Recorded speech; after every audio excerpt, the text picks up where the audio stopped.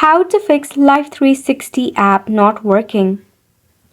Hello and welcome everyone. Let's get right into this quick and easy tutorial.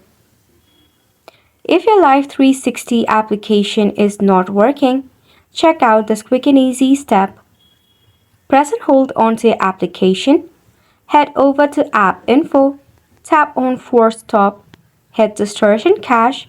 Then tap on Clear Cache. This will remove any of the bug or the glitch issue that might be causing the problem. If that is not the case, scroll down your notification center, check for the Wi-Fi connection. If your Wi-Fi is acting up, switch into cellular data or turn on your airplane mode for about 3 seconds, then turn it back off.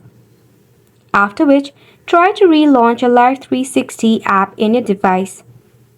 If it still does not work, you need to actually tap open your Play Store.